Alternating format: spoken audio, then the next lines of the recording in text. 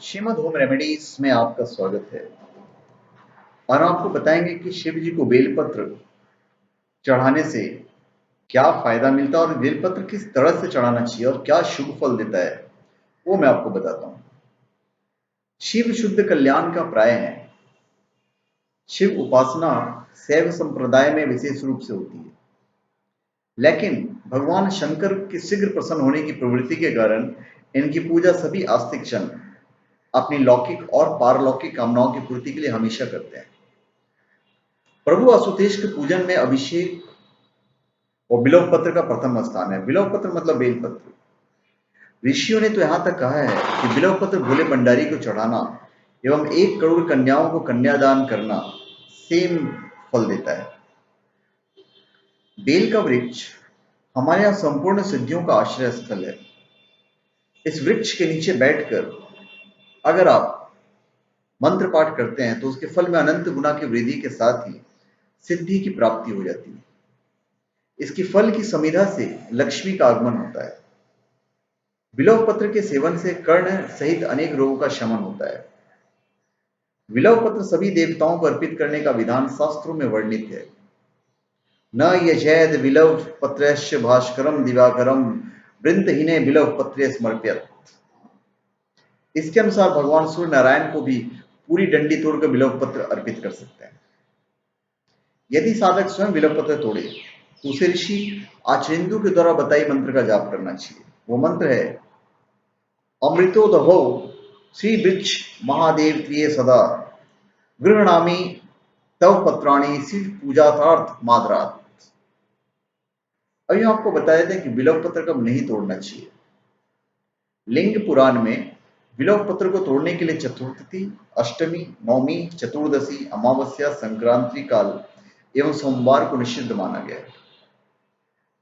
शिव या देवताओं को बिल्व पत्र प्रिय होने के कारण इसे समर्पित करने के लिए किसी भी दिन या काल जानने की आवश्यकता नहीं है।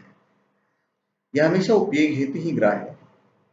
जिस दिन तोड़ना निषिद्ध है उस दिन चढ़ाने के लिए साधक को 1 दिन पूर्व ही तोड़ लेना चाहिए। बिल्व पत्र कभी बासी नहीं होता है, ये कभी अशुद्ध भी नहीं होता है। इन्हें एक बार प्रयोग करने के पश्चात दूसरी बार धोकर प्रयोग में लाने का भी स्कंद पुराण में श्लोक है। उस श्लोक में कहा गया है अर्पितन्यपि बिल्लवानी प्रक्षाल्यापि पुनः पुनः संक्रार्य प्रिययानी च न नवानी यदि कांचित। बिल्व पत्र के वही पत्र पूजार्थ उपयोगी हैं जिनके पत्र 3 या उससे अधिक पत्र एक साथ संलग्न हो। त्रिसंख्या से न्यून पत्ती वाला बिल्व पत्र पूजन योग्य नहीं होता है। प्रभु को अर्पित करने के पूर्व बिल्व पत्र की डंडी की गांठ तोड़ देना चाहिए। सार दीपिका के शिवबिल्व पत्र मदोमुखम के अनुसार बिल्व पत्र को नीचे की ओर मुख करके पत्र का जो निचला भाग है, जो चिकना भाग है, वो नीचे की तरफ होना चाहिए चढ़ाते हुए। और पत्र की संख्या में विषम संख्या का विधान शास्त्र सम्मत है।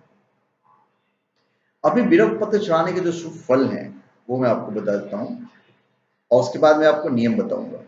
शिवरात्रि, श्रावण, प्रदोष, ज्योतिर्लिंग, वानरलिंग में इसे भगवान रुद्र पर समर्पित करने से अनंत गुना फल मिलता है।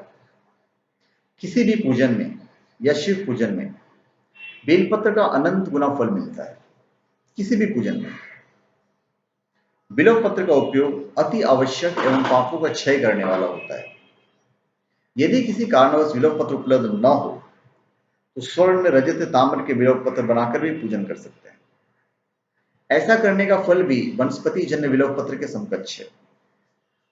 यदि किसी संकल्प के निमित्त बिल्व पत्र चढ़ाना हो तो प्रतिदिन समान संख्या में या वृद्धि क्रम की संख्या में ही उपयोग करना चाहिए। अधिक संख्या के पश्चात न्यून संख्या में नहीं चढ़ाना चाहिए। पुराणों में उल्लेख है कि 10 स्वर्ण मुद्रा के दान के बराबर 1 आक पुष्प के चढ़ाने से फल मिलता है। 1000 आक के फूल का फल एवं 1 कनेर के फूल का फल चढ़ाने का फल समान है और 1000 कनेर के पुष्प को चढ़ाने का फल 1 बिल्व पत्र चढ़ाने से मिल जाता है। इसके वृक्ष के दर्शन व स्पर्श से कई प्रकार के पापों का शमन हो जाता है। इस वृक्ष को काटने अथवा तोड़ने या उखाड़ने से लगने वाले पाप से केवल ब्रह्मा ही बचा सकते हैं। अतः किसी भी स्थिति में इस वृक्ष को नष्ट होने से बचाने के लिए प्रयत्नशील रहना चाहिए। इससे आध्यात्मिक और पर्यावरण दोनों ही दृष्टि से लाभकारी है। अभी बिल्व पत्र चढ़ाने के जो नियम है, वो नियम हम आपको बता देते हैं। यदि बिल्व पत्र पर चंदन या अष्टगंध से ओम, शिव पंचाक्षर मंत्र या शिव नाम लिखकर चढ़ाया जाता है तो फलस्वरूप व्यक्ति का दुर्लभ कामनाओं की पूर्ति हो जाती है। कालिका पुराण के अनुसार चढ़े हुए बिल्व पत्र को सीधे हाथ के अंगूठे और तर्जनी से पकड़कर उतारना चाहिए। मतलब बिल्व पत्र उतारना हो तो ऐसे उतारिए, और चढ़ाने के लिए सीधे हाथ की अनामिका और अंगूठे का, जब आप चढ़ा रहे हैं तो ऐसा चढ़ाइए, यूं लेके ये इस तरह आपको चढ़ाना है। 3 जन्मों के पापों के संहार के लिए त्रिनेत्र रूपी भगवान शिव को 3 पत्तियों वाला बिल्व पत्र, जो सत्व रज तम का प्रतीक है, मंत्र बोलकर चढ़ाएंगे तो आपको फल मिलेगा। मंत्र है त्रिदलम त्रिगुणाकारम त्रिनेत्र त्रिदिदायुतम त्रिजन्म पाप संहारम बिल्व पत्र शिरवाप्रणम। मैं ये मंत्र जो है, और जो ऊपर के जो 3 मंत्र थे, ये मैं आप डिस्क्रिप्शन बॉक्स में लिख दूंगा ताकि आपको इसको पढ़ने में कठिनाई नहीं हो या प्रोनाउंसिएशन में कठिनाई नहीं हो।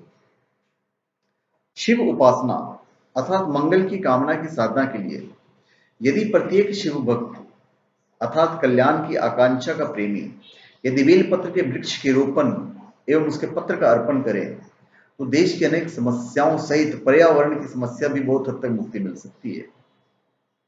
इसमें तनिक भी संदेह नहीं है।